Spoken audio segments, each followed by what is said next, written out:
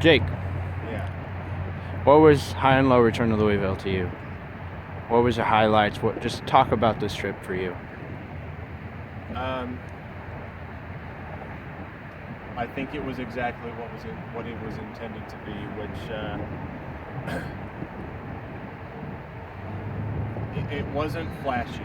It wasn't all, because there have been a lot of high and low trips where there's been a lot of miracles and stuff like that, and I really do think that this trip was exactly about what it was prophesied to be about, which is about finding our identities further, and like I already told you, I've already in this trip, I've already been very subtly changed. It's been a real subtle change.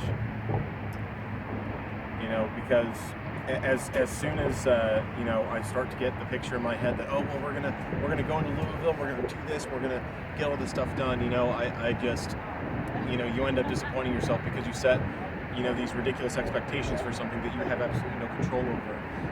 And so I really we really wanted this trip to just be about not to sound selfish, but to be about us as in our spiritual identities, where we are with Jesus Christ, and actually having a real relationship with Him, not coming down here and being pretending like we're gung-ho about this, but it's about finding something real and raw and powerful.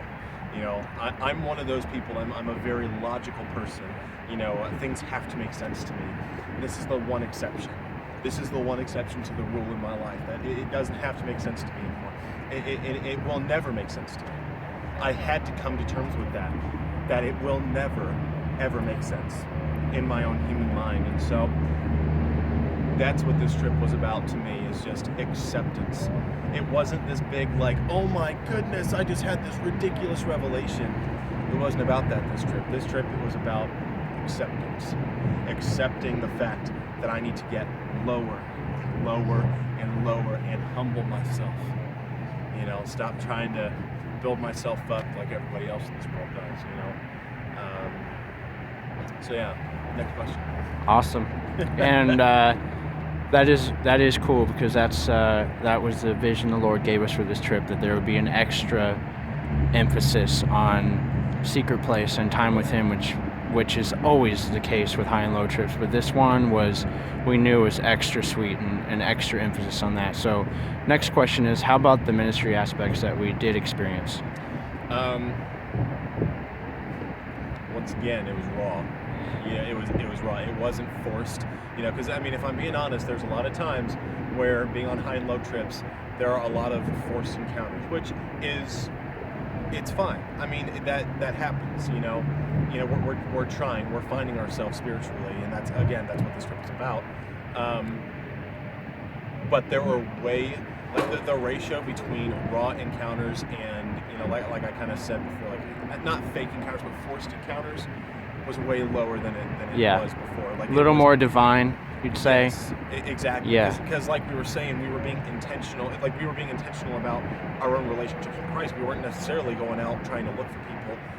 It just happened this time. People actually stopped us on multiple occasions because they saw something different about us. They even said that multiple times. They saw something different about us, and they stopped us. And of course they asked us for money and stuff, but we didn't really budget for that, because like we were saying, that wasn't really the focus of this trip. The focus of this trip, in all honesty, was to kind of redefine, not redefine, but to kind of evaluate where high and low is at, and then go from there.